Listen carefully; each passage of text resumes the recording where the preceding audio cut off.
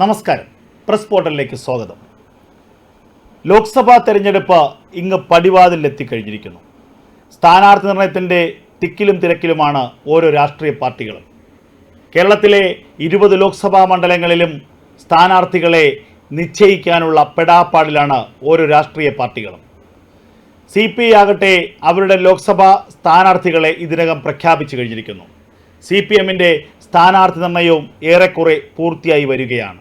കോൺഗ്രസ് ആകട്ടെ സ്ഥാനാർത്ഥി നിർണയ ചർച്ചകൾ ആരംഭിച്ചു കഴിഞ്ഞു. ലീഗ് ഉന്നയിക്കുന്ന 3ാം സീറ്റാണ് UDFൽ ഇപ്പോഴത്തെ പ്രധാനപ്പെട്ട വിഷയം. ഏവരും ഉറ്റുനോക്കുന്നത് BJP നേതൃത്വം കൊടുക്കുന്ന NDAയുടെ സ്ഥാനാർത്ഥി നിർണയത്തെക്കുറിച്ചാണ്. കാരണം ഇക്കുറി കേരളത്തിൽ ഒന്നിലധികം സീറ്റുകളിൽ വിജയിക്കുക എന്ന ദൃഢനിശ്ചയത്തോടു കൂടിയാണ് BJPയുടെ കേന്ദ്ര നേതൃത്വം കരുക്കൾ നീക്കുന്നത്. പ്രധാനമന്ത്രി നരേന്ദ്രമോദി തന്നെ കേരളത്തിൻ്റെ തെരഞ്ഞെടുപ്പ് പ്രചരണത്തിൻ്റെ ചുക്കാൻ പിടിക്കുകയാണ്. ഒരു പ്രധാനമന്ത്രി മാസത്തിൽ 2 തവണ കേരളത്തിലേക്ക് എത്തിയ ചരിത്രം ഇതുവരെയില്ല. അതുമാത്രവുമല്ല, എല്ലാ പ്രധാനപ്പെട്ട മണ്ഡലങ്ങളിലും പ്രധാനമന്ത്രി നേരിട്ട് പ്രചരണത്തിനെത്തുന്നു എന്നുള്ള പ്രത്യേകതയും ഇക്കുറിയുണ്ട്. എന്തുകൊണ്ടാണ് കേരളത്തെ ഇക്കുറി ഇത്രത്തോളം ഗൗരവത്തിൽ BJPയുടെ കേന്ദ്ര നേതൃത്വം എടുക്കുന്നത്? അതിന് കാരണമുണ്ട്. രാജ്യത്തിൻ്റെ വടക്ക് മുതൽ തെക്ക് വരെ BJPക്ക് അനുകൂലമായ രാഷ്ട്രീയ സാഹചര്യം ഉണ്ടായിട്ടും കേരളം എന്ന സംസ്ഥാനം മാത്രമാണ് BJPക്ക് കൃത്യമായ വേരോട്ടമുണ്ടാകാതെ മാറി നിൽക്കുന്നത്. ഈ കേരളത്തിൽ മാത്രം എന്താണ് ഇത്തരത്തിലൊരു വേർതിരിവ്? ഇത് ഒരിക്കൽ പരിഹരിക്കണമെന്നുള്ളത് കേന്ദ്ര നേതൃത്വത്തിൻ്റെ തീരുമാനമാണ്. കേരളത്തിൽ ഏതു സാഹചര്യത്തിലാണ് BJPക്ക് വേരോട്ടമുണ്ടാകുന്നത്? BJPയുടെ വേരോട്ടത്തെ ചെറുക്കുന്ന എന്തൊക്കെ ഘടകങ്ങളാണ് കേരളത്തിൻ്റെ പൊതുസമൂഹത്തിലുള്ളത്? കേരളത്തിലെ വോട്ടർമാർ ഏത് തരത്തിലാണ് ചിന്തിക്കുന്നത്? അവരെ ദേശീയ തലത്തിലുള്ള ചിന്തയിൽ നിന്നും പിന്തിരിപ്പിക്കുന്ന ഘടകങ്ങൾ എന്തൊക്കെയാണ്? വളരെ കൃത്യമായി ഇവയൊക്കെ പരിശോധിച്ചുകൊണ്ട് ഒരു പോംവഴി കണ്ടെത്താനുള്ള വലിയ പരിശ്രമത്തിലാണ് BJPയുടെ കേന്ദ്ര നേതൃത്വം. അതുകൊണ്ട് തന്നെയാണ് കേരളത്തിൽ 2 വിഭാഗങ്ങൾക്കിടയിൽ സ്വാധീനമുണ്ടാക്കിയാൽ മാറ്റങ്ങൾ ഉണ്ടാക്കാമെന്ന് BJP കണക്ക് കൂട്ടി അതിൻ്റെ തന്ത്രങ്ങൾ ഒരുക്കി മുന്നോട്ട് പോകുന്നത്. ഒന്ന്, ക്രൈസ്തവ വിഭാഗങ്ങൾ. ക്രൈസ്തവ വിഭാഗങ്ങളാണ് കേരളത്തിലെ വോട്ടർമാരിൽ പ്രധാനികൾ, നിർണായക ശക്തികൾ. അതായത് റിസൾട്ട് ഉണ്ടാക്കുന്നതിൽ പ്രധാനികൾ ക്രൈസ്തവ വോട്ടർമാരാണ്. ക്രൈസ്തവ വോട്ടർമാർക്ക് കൃത്യമായി സ്വാധീനമുള്ള നിരവധി മണ്ഡലങ്ങളുണ്ട്. അല്ലെങ്കിൽ തന്നെ ഒരു മണ്ഡലത്തിലെ ജയാപരാജയങ്ങളെ നിശ്ചയിക്കുന്ന ശക്തികളെന്ന് പറയുന്നത് ക്രൈസ്തവ വോട്ടർമാരാണ്. മറ്റൊന്ന്, സ്ത്രീ വോട്ടർമാർ.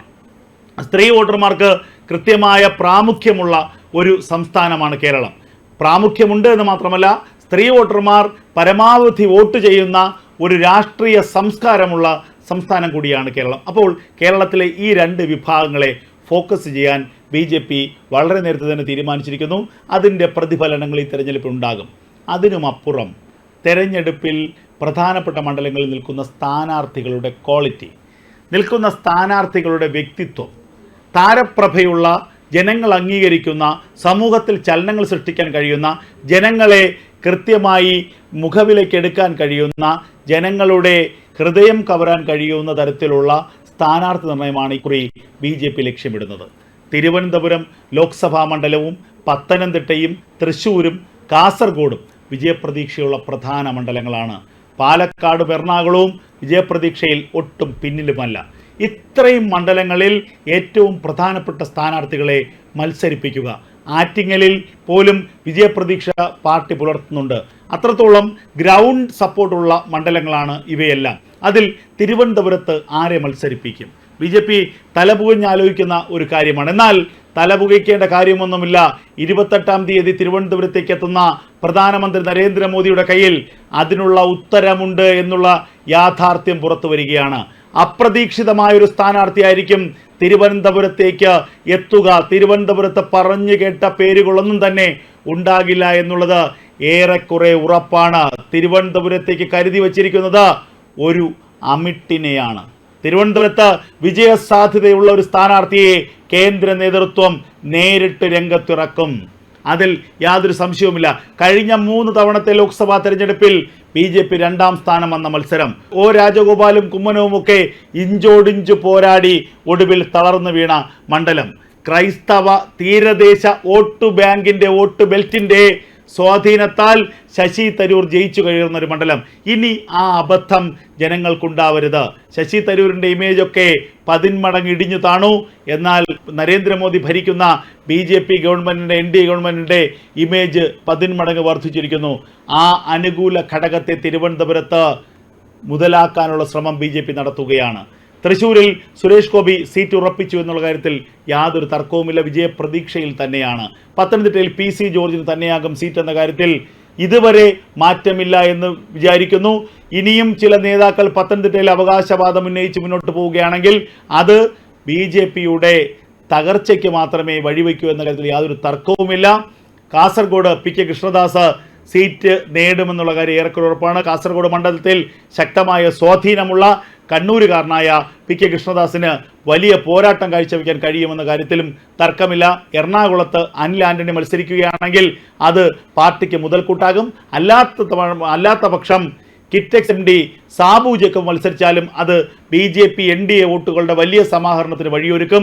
7 നിയോജക മണ്ഡലങ്ങളിൽ ശക്തമായി സ്വാധീനമുള്ള 2020യുടെ അമരക്കാരനാണ് സാബു ജേക്കബ്.